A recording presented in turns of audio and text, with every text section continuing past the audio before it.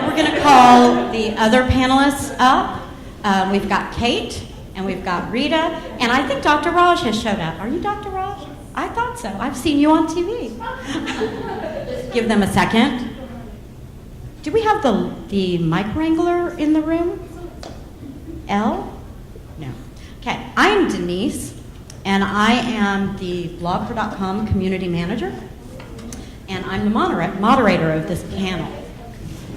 We don't have a mic wrangler. Do we have an experienced mic wrangler in the room? No, we don't. So I'm going to wrangle the mic, and I'm going to moderate. No worries, I'm a pro. Thank you. Okay.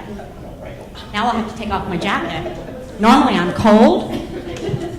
Now I will be warm. So, as I said, I'm the community manager, and really the reason I am on this panel and moderating this panel is because I got my start online at iVillage, and then women.com, and then WebMD, and then I became the health contributing editor for BlogHer.com. So I have a lot of experience with online health blogging, message boards, chats, as just a normal human being. I'm not an expert, never have claimed to be an expert, but after you've done that for 15 years, a lot of people come to you because they think you're an expert. Not the case. These women, experts. And I'm going to let them really introduce themselves. You've already seen Janelle for a second. And we've got Dr. Raj. Kate, where are you? How much did we get my water bottle? And we've got Rita Sharma. And we've got Kate Brigham. Yep. Awesome. And I'm going to let them go down the row and introduce themselves a little bit, tell you why they're here, and then we'll jump in with some questions. Go ahead, Janelle. So, hello everyone again. I'm Janelle Peralez Gunn. I'm the CDC's Division for Heart Disease and Stroke Prevention, and we're really here because we really want to just sort of help put some focus on heart disease and stroke as the leading causes of death in the United States, and in particular for women as well, and then just to help highlight some of the resources that we have. Hi everyone, I'm Dr. Roshini Raj. I'm a practicing gastroenterologist and internist at NYU Medical Center, but I'm also involved in the media world. I'm a contributor to the Today Show and Good Day New York, and I'm involved with some online health portals, one of which is called Healthy Nation, which is a patient education website, and I'm also an advisor to ZocDoc, which is a online free service for patients to help them find doctors. So I'm really interested in this space and want to hear more about your thoughts on it. Hi, I'm Rita Sharma. I'm the co-founder and CEO of FoundHealth.com, and we provide integrative health information online. We provide information from every angle of health. So for any given health challenge, whether it's depression, ADHD, autism, we cover about 50 health challenges. We provide information from medicine, body, mind, spirit, herbs, and diet. Found Health is also my life's work. I came to Found Health, and so did my co-founder, from our own personal challenges as caregivers. For me, for my mom, she had type 2 diabetes, lost her in 2007. And for my co-founder, he helped his wife successfully beat stage 4 melanoma. And so we went from empowered patients to becoming a platform for helping other people become empowered patients. And so, like I said, it's my life's work, and I'm very happy to be here. Hi, my name is Kate Brigham. I work for a company called Patients Like Me. We have online communities for patients. It was initially those with chronic and long-term progressive illnesses. We've actually opened up now to anyone with any condition. I've been there about 5 years. I actually started out as a designer, and now I'm focused on overseeing our community manager team. So wonderful people like her. And customer support. What is fantastic about Patients Like Me, or is sort of unique about Patients Like Me, is it's a site where patients can be both sort of data geeks, but also very community-minded folks. So for the quantified self-types, we enable people to track their their outcomes, their symptoms, their treatments over time, but then also share that within the larger community so all other patients can learn from the experiences of patients who are dealing with similar illnesses, coping with similar symptoms, taking similar treatments. So it's both a resource for sort of patient-reported real-world information about conditions, and also a fantastic community site. I think as I was listening to the previous panel, and people talk about the experience of really connecting with other people who understand what they're going through, who are living with similar illnesses and problems, and the strength and community and support that they find in that is, I think, an aspect of our space that is really just incredibly exciting and really is a thing that empowers patients to know they're not alone, and to have the resources of other people who've been there before to help them out. Okay, so let's kick this off with a little bit of fun. Is there anybody in the room who has never Googled a symptom? You know, you wake up and you have some symptom, or some symptom's been bugging you for a while. Is there anybody in the room who has never Googled symptoms to kind of self-diagnose? Nobody. Is there anybody who hasn't Googled symptoms or used a symptom checker or something like that in the last 60 days? Whoa. Last 30 days? Did you raise your hand? Wow. Wow. That's, wow. Okay. Is there anybody in the room who has Googled symptoms and scared the living hell out of themselves? Anybody in the room who's done that? Okay. Great. Anybody who's never scared themselves? No. Okay. All right. How many of you are bloggers? And how many of you blog about health primarily? Okay. How many of you blog about your own personal health? Maybe a third. So the rest of you blog about health information or health tips? You do both? Okay. All right. When people come to your site, do you think they are looking primarily for support? Raise your hand. Primarily for support or primarily for information? Awesome. Okay, kind of split. That's interesting. Okay. And I asked those questions because I wanted to know who's in the room and what you're most interested in. Because at BlogHer events, the community generally leads the panel. So in just a second, I'm going to ask you guys to ask your questions. And that's how we'll work this panel. But first, I want to ask each of the panelists just to answer one question. What would you recommend to the people in the audience who want to be able to interact in a more positive way with their health professionals, and they are out on the internet and they're reading advice, they're reading information, they're reading tips, and then they're going to take that information to their health professionals? Give them tips for doing that. Each of you, just one tip. Go ahead, Janelle. So I would say bring the numbers of the values that you're most interested in. So like for blood pressure, for example, really sort of know where you should be at, and then ask that directly of your provider. Dr. Raj is next.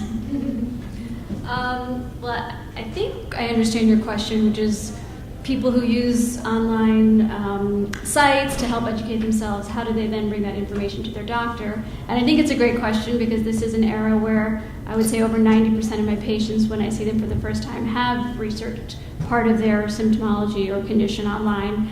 I think not to overwhelm your doctor with a sheaf of this big of all your online research, even though it may be very valuable, but kind of pick and choose what you think is most important to bring up.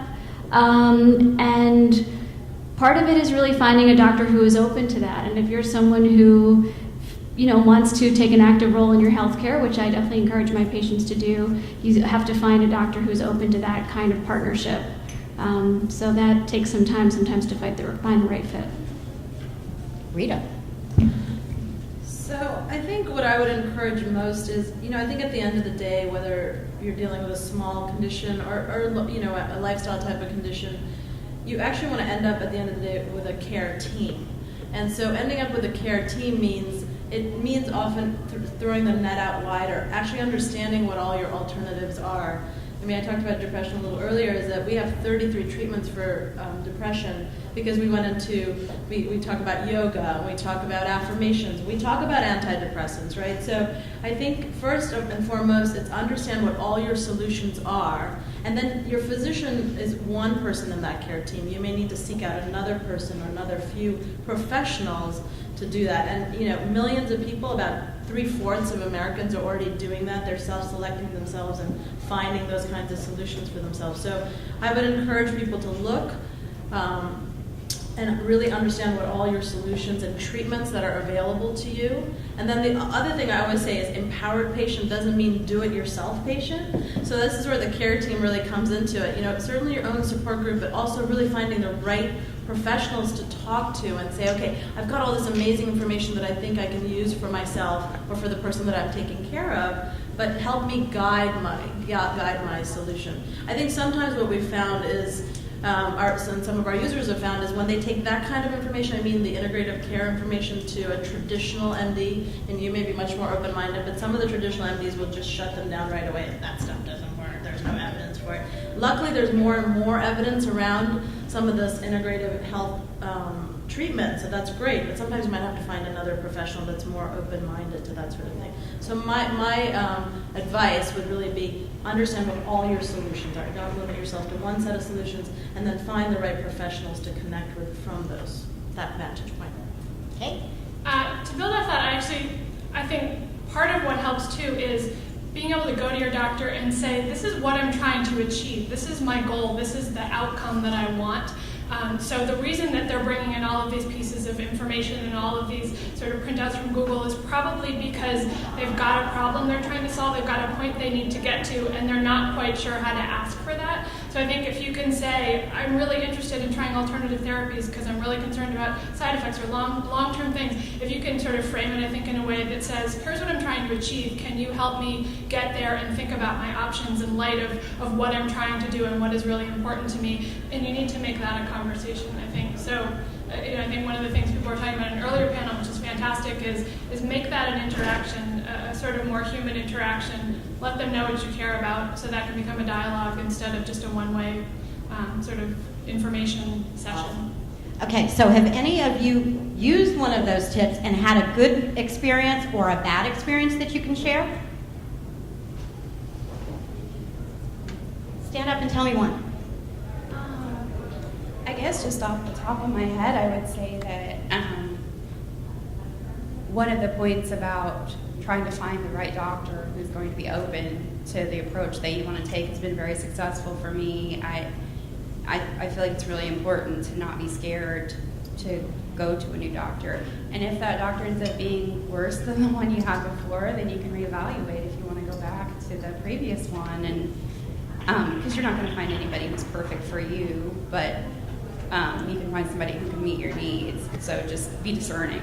Has anybody had a problem finding a doctor who is open to you bringing in some printouts from the internet? Anybody at all? No? Really? You're kidding. How do you find these people? Oh. Well, I just want to weigh in on that because I think the point you made about not being scared of your doctor is an amazing one. It's really important because I think even with the best doctor, most of us, myself included, when you get in that gown and it's cold and you're nervous, you tend to forget half the things you wanted to say, and it can be intimidating even with the nicest doctor. So I think definitely finding a doctor and using, some of the sites or the blogs that you all do or the other panelists to help find the doctor with online reviews. ZocDoc has online reviews of doctors, and you might want to find one that like-minded people have enjoyed. But I also think the team approach that Rita mentioned is so important because I, for example, am a traditional, quote-unquote, MD. I don't have a lot of experience in integrative medicine, and I'm very honest with my patients about that. So if they do come in wanting that, I would tell them, this is not my expertise. I'll work with you on the parts that I know, and if you want to work with someone else, that's fine. So I certainly don't dismiss them, but you might not need one doctor who does everything, and you might want to get a whole team together. Does anybody have any experience with that? Because I have heard that a lot. You know, they people will go into their doctor, and the doctor is very closed to alternative or integrated medicine. They're still stuck in the old way, right? And so you go in and you ask a question that's a little off the mainstream, and they just shut you down. Stop reading the internet, or that stuff doesn't work, or no, just keep taking your medicine. Does anybody have a doctor like that? You do? Come tell me. Because yes, I have them too. Well, my surgeon told me I had to go through traditional chemo and radiation, and so I wasn't to see him for another year.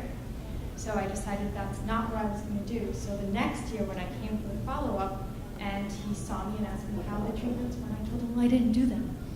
And immediately he was like, well, you know, you have a 50% chance that everything's going to come back, so you have to do it. I said, well, I didn't do that. I did something that's very similar. It's still chemo, but it's low dose. He did not want to hear about it.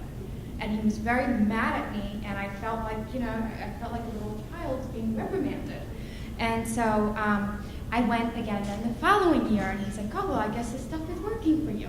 And then I just saw him again 2 days ago, and he's like, oh, you look like you're doing well, and it's 4 years now, and that's great. So why didn't you just change doctors?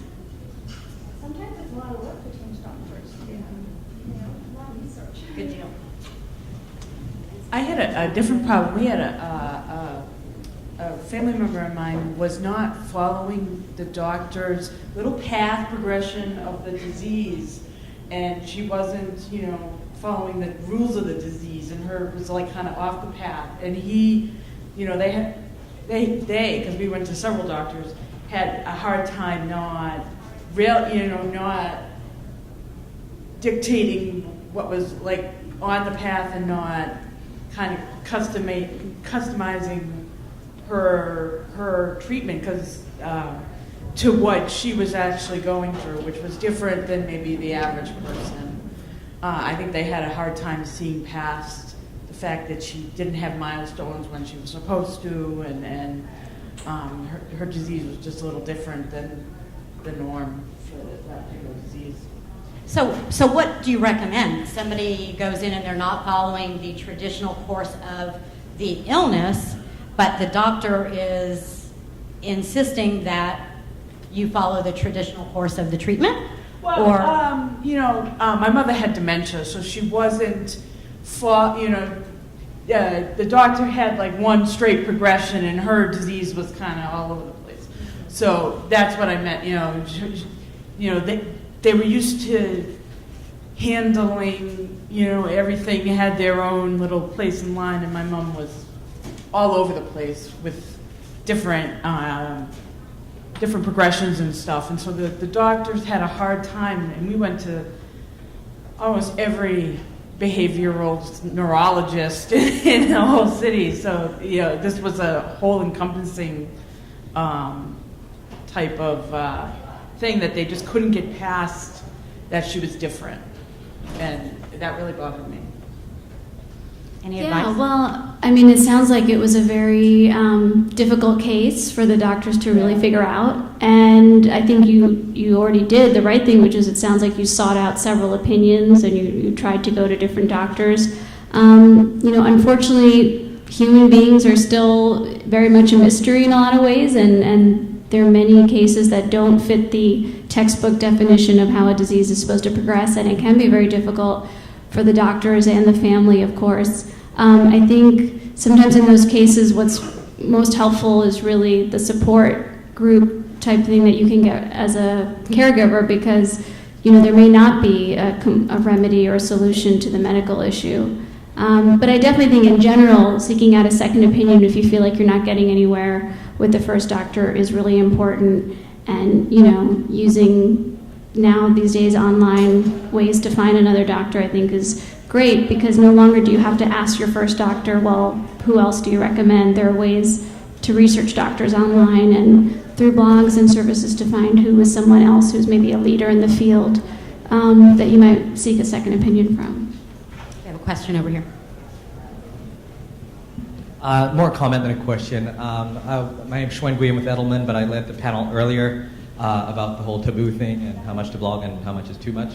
But really around Empower Patients, I think one of the key themes that we talked about earlier was this whole idea of participatory medicine, which is patients being empowered, but also doctors who want to work with the patient to drive the best outcomes. And perfect example is what you were talking about.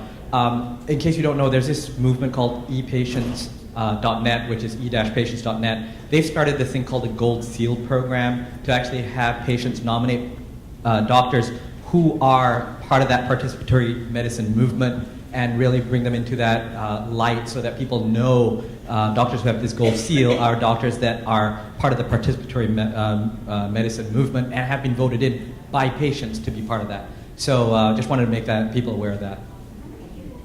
Which brings me to another question, maybe specifically for Kate and Rita. You both have communities. How do you feel about people in your communities naming doctors by name as either good doctors or bad doctors?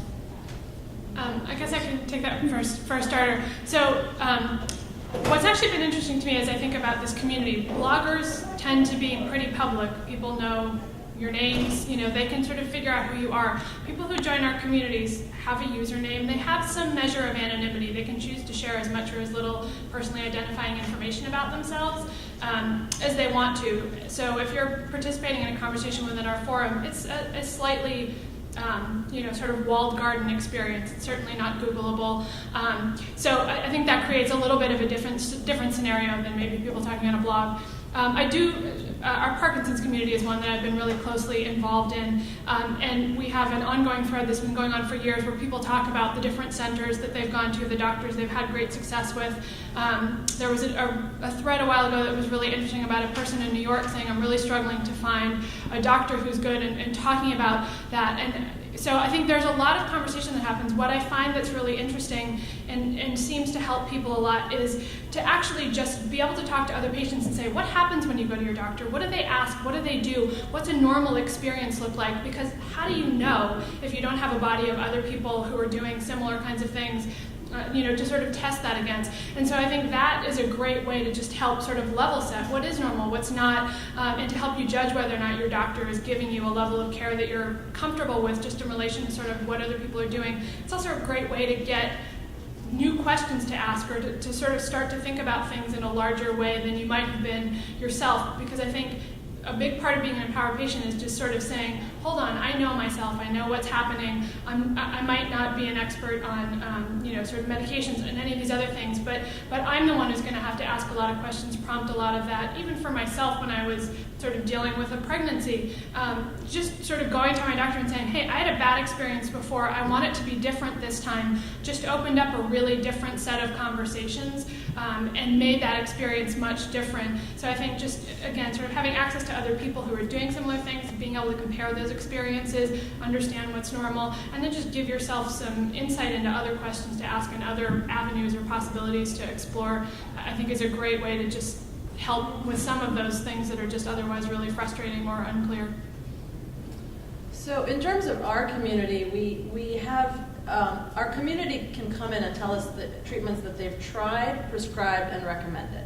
So what happens as a result of that, we get actual healthcare professionals coming in and telling us how they're interacting with their patients on a specific health challenge. One of the people that's a part of our community he's a psychiatrist, but he's trained as an acupuncturist. And so he's this very unique profile, and he talks about his shared experiences on Found Health about how he changed his own profile on depression using some Chinese medicine type of treatments, and also how he uses psychiatry with the acupuncture. But this is stuff you wouldn't know about unless those kinds of professionals got into the community and shared themselves what they're doing and how they're treating people with different kinds of health challenges. And another, just a story about a user whose father was diagnosed with stage 4 melanoma, and they were told for the second time. And so Jackie she's a blogger too, was told that it was less than 5% chance of survival, and all she had as one health professional, an MD that she was dealing with. And so she decided she'd go on the web and try to discover what solutions were available to her. And so she got to Found Health, and she saw our wheel and said, wow, no one's ever talked to me about all these other different things. Is it even possible? So she starts consuming the information in terms of content, in terms of community, and starts figuring out how she can do this for her father, right? So she puts him on a vegan diet, gets him an acupuncturist, an herbalist. She puts a care team, going back to the care team, around him that included the MD, because they were still doing chemo. And this family, and connected with someone in the community that had also beat stage 4 melanoma.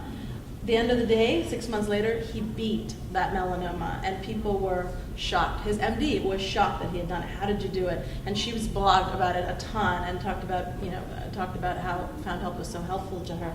And I bring that to you because people now are starting to trust others like themselves more than they trust their healthcare professionals, which is great. But the healthcare professional is really critical to this piece. I just think it's important to expand the idea of the healthcare professional, because trying to change the paradigm with every MD you're going to meet and say, okay, I need you to embrace all these other things. Well, that's not fair. It's just not fair. It's not part of everyone's training. So I think you've got to say, okay, I've got my healthcare professional, my MD, and I've got some other people that I've included, self-selected, and brought people in, so that you're not fighting that battle of, will you accept these other things? But we have lots of success stories of people that have done that and been successful in beating a health challenge. Do any of you have experiences, and I'm going to take this question first, but think about this. Do any of you have experiences with feeling uncomfortable talking to your traditional healthcare team about alternative treatments that you're actually trying right now? I have a family member who will not talk to her primary care doctor about acupuncture, even though she sees an acupuncturist. She's just not comfortable talking about that. So I'm just wondering if any of you have that experience or have ever had that experience. Hang on one second. Well, I agree 100% about the team. And what I do personally, what I recommend is that when you interview the physician, that you let them know that you will have a team, and that team will also include alternative. They don't have to accept it. I recently had an incident in which my acupuncturist helped me, and I followed up with my doctor, and I said, see, they fixed it, you didn't. So he goes, I know. So that's it. The other part is that it's very important to tell your physicians, if you're using alternatives, if you're using herbs, if you're using any of that, there is interaction between those. And you're really doing a disservice to yourself if you don't open up and let them know, especially if you're using any herbal treatment, because it can conflict with any other medications. Yes, that's very good advice. I was just going to say that I see a rheumatologist, and I've had the opposite effect. He's asking me now, and I think that a lot of physicians now are coming and saying, are you exercising? Are you eating well? Are you doing this? Are you doing that? And it seems like the tide is turning just a little bit, with it, at least with some doctors accepting a holistic approach to healthcare. Well, I think the tide is also turning because so many people are, we have numbers that say that $100 billion is being spent in this country by consumers on what we call alternative, holistic, $100 billion in services and on all the supplements and vitamins, $100 billion. So that's a tide that's just happening. So whether people acknowledge it right now or acknowledge it someday, it's actually happening. Consumers are these are empowered patients. They're saying, I'm taking it into my own hands, and hopefully, and also connecting into other kinds of professionals. So that's good. And 20 years ago, it was rare for me to find a doctor who knew a lot about diet, nutrition. They instead would send you to a dietitian or an RD or whatever. Now I am seeing more doctors who have a better knowledge about diet and nutrition. I don't know why it took so long to get there, but I think that's really, really, really helpful. Sorry. No problem. I can't speak for myself, but I can speak for the thousands of patients we see I work at Cancer Treatment Centers of America, and every patient has their own naturopathic physician who works alongside their oncologist with their dietitian and a mind-body therapist at a minimum. And with the contraindications, with the supplements with chemotherapies or not just for cancer, but heart disease medication, that type of thing, it's quite astounding. But according to the National Cancer Institute, with up to 40% of patients who are fighting cancer passing from malnutrition, a cachexia, which is a form of malnourishment, versus the cancer, up to 40% are passing from that. So don't you think it's vitally important that nutrition is part of that treatment plan? And it is exciting that it seems like more medical professionals and hospitals are accepting of this more and more now, but I just think it's just very important, and everything that you guys are saying, it's pretty fulfilling, because I know that we're doing that actually at our hospital. Yay.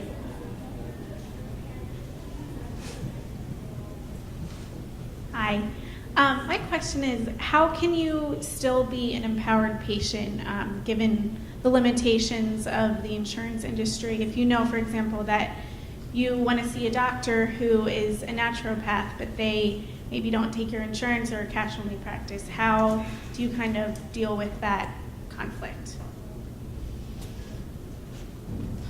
You cry a lot, right? Yeah, being an empowered patient can be expensive sometimes, I think. That's what I was just saying, is that the $100 billion aren't coming from insurance companies or from Medicare. It's coming out of people's pockets. It's promising. My sister is an acupuncturist, actually, and when she started practicing about 20 years ago, no one reimbursed for acupuncture. But now almost every plan does. And I think the tide is turning. I think we will see in time that insurance companies and Medicare, it's in the Obama Act, that they will embrace the other types of stuff, naturopaths included. But I think it's going to take time. So I actually don't have any solution for you in terms of what we can do about the institution, except if you really believe in it, then then make it happen, and talk to the healthcare professionals too, because they're usually very open, because they know that you're not going to get any money from the insurance company. So of all the healthcare professionals I know, they're typically pretty open to sliding scales and those type of things, because they want to make sure you get the right care. If I could just piggyback on that. Of course you can. You have to be really creative as a patient, because there are lots of options within even just the subject of acupuncture. You can go to community-based acupuncture where it's in a group setting and much cheaper and more affordable and accessible for people. Or like you said, just talking to the provider and saying, I really need this treatment, I really want to try it, what can you do to work with me? And just trying to think outside the box. And I think that's where the internet is so important, because it can help you identify resources in your community that you wouldn't otherwise know about. Anybody else have a question before I ask one? Elaine again. I love her. I really like questioning people. This isn't necessarily a question, sorry, Denise. It's more of a comment. Being a nurse, and I've been a nurse for over 40 years, I dislike the word patient, because when I was first a nurse, that word patient had been around for 100, Lord knows how many years. I wish I had looked it up, how many years the word patient has been used.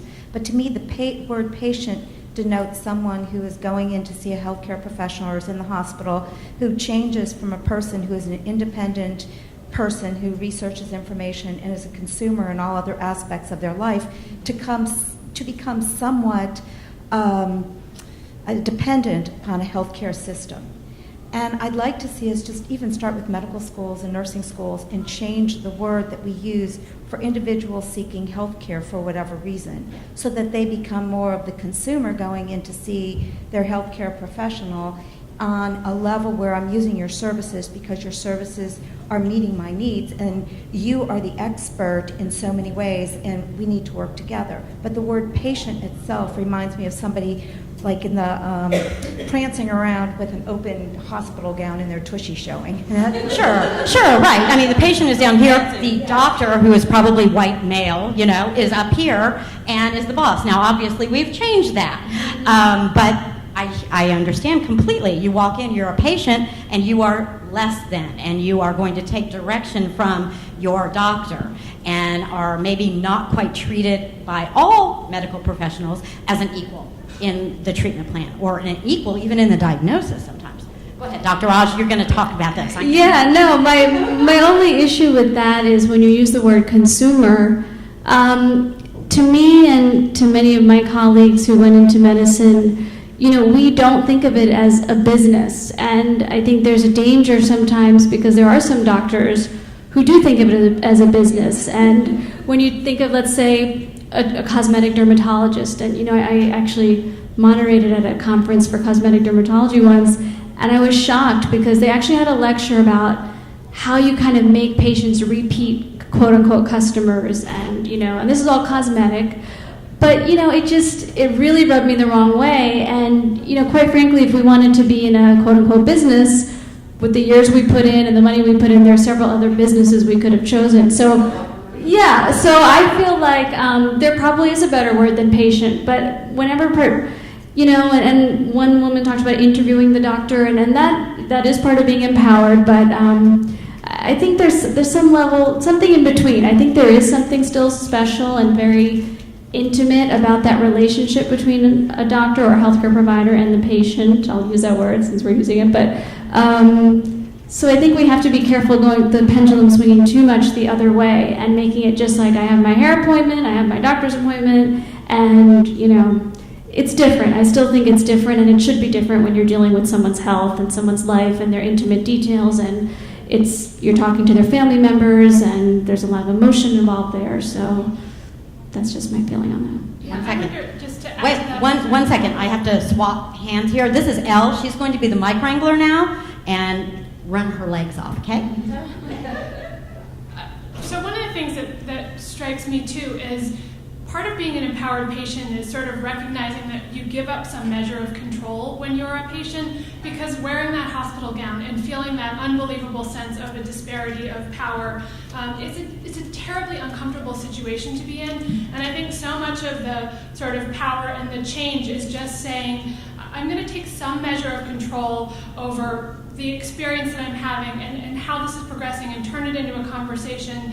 And I see such a sense of empowerment in people in our community, even my own experiences. I think about just sort of saying, I want to have this experience go in a particular way. I know I'm going to have this procedure. I'm going to go interview this person and talk to them about how I'd like it to go. And I think just really sort of recognizing that so much about being a patient in the negative sense is that loss of control. And any little thing you can do, be it becoming more informed, developing a support community, having a care team that makes you feel really sort of supported and understood, is just so much about taking back a little bit of that measure of control and feeling better about that situation. It inherently makes it a more positive encounter if you have sort of decided you're going to play a role in how it happens, how it goes down.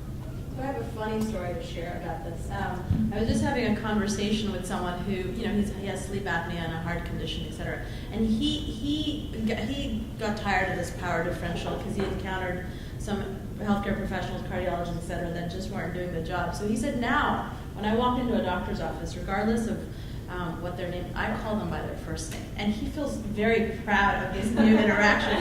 So I want them to know that we are absolutely on the same page. I know you have more degrees than I do. I know you have more years of training than I do. But I want to know that you and I are at the same place, that we can have a conversation like adults with each other.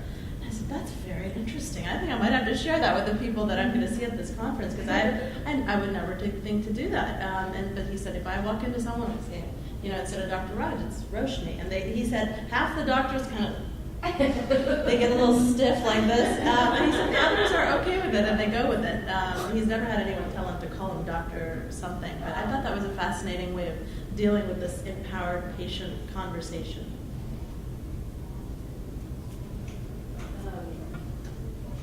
As we all know, nutrition is super integral to health and wellness and prevention.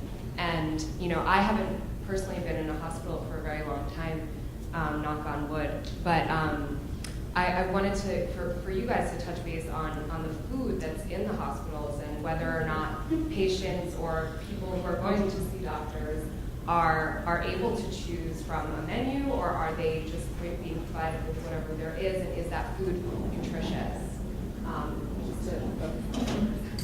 I can maybe start with that one. We do know hospital food is very salty and high in sodium, and that's one area that there's a lot of improvement. But I think there's a lot of efforts across the nations for hospitals to improve what they're serving both their patients as well as the sort of the workforce and the staff that are there that end up having 1 or 2 meals there a day. A lot of groups are working on setting new hospital standards and guidelines for their own hospital or system or city to increase offerings of fruits and vegetables, lower sodium products, attempting to do some more local sourcing and other ways to really be sort of the model that they could and should be for their communities.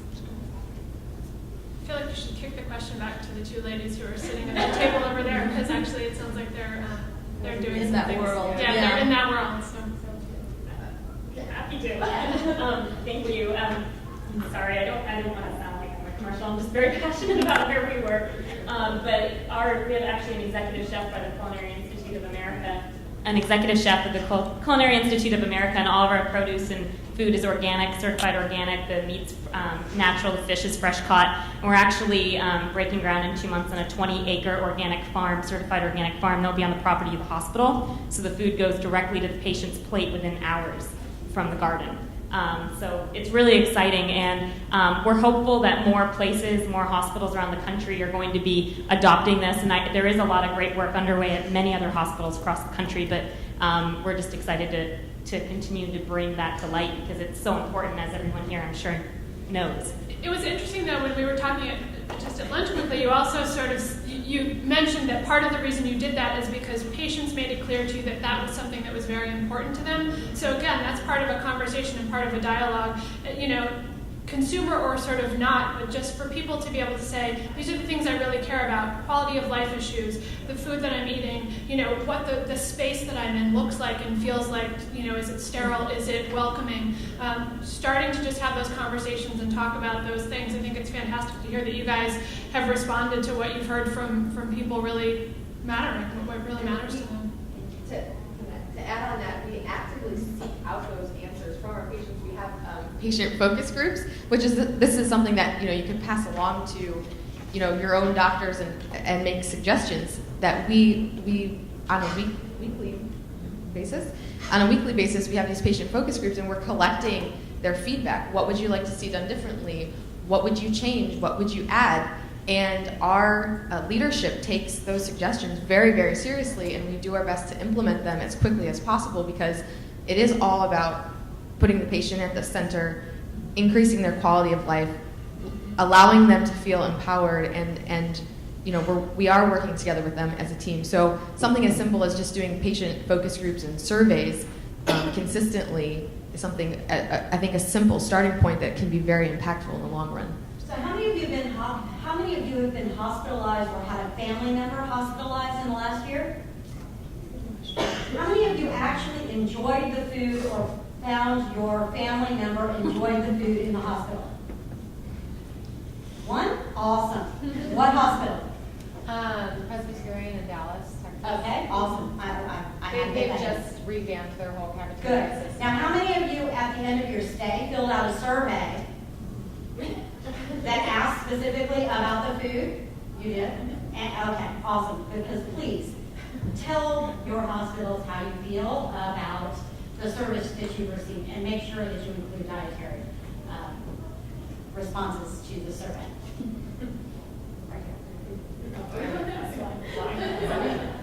Right here in the front. Did you? Oh, I'm so sorry. Yeah, I did tell them. I went in for back surgery, and I have a culinary degree. And yes, the food is very salty, and it's just nothing that I would ever eat anywhere else. So I just had my husband bring me food. And I know people who are vegans, vegetarians. They tell their doctors before they go into the hospital, I'm a vegan, I'm a vegetarian. Can the hospital, meet my dietary needs? Oh yes, we can. Fill out all of the appropriate paper. First meal comes, not vegan, not vegetarian. It might take them 3 hours to get something they can eat. That's just so frustrating. And it's steamed vegetables usually. Right, and it's steamed vegetables that are probably very, very salty. Yeah. It's just so frustrating. It shouldn't be that way. I saw another hand. Did I say Over there. that? Yes. Hi. You guys are talking a lot about these hospitals where you can actually fill out a survey or make a complaint. I get my health care at Cook County Hospital, the old Cook County Hospital, which is now the new Stroger Hospital, which is no better than the county hospital. I have AIDS, and I've I've been infected for 29 years, and I blog about my life. And so, you know, it's one thing to have a hospital where the food is good. It's another deal. The last time I was hospitalized at county, which was 2 years ago, I didn't eat any food, nor did I permit it in the room because it left an odor in the room. And my friends brought me food. And so, you know, just this whole idea about how do you help empower people, because I blog to a lot of people that don't have health insurance, who are, saying, where do I get my AIDS medicine from? You know, how do I, and so it's a different dynamics. We're talking about lack of health insurance and, all these things that people need that we don't have access to. Have another very experienced person there.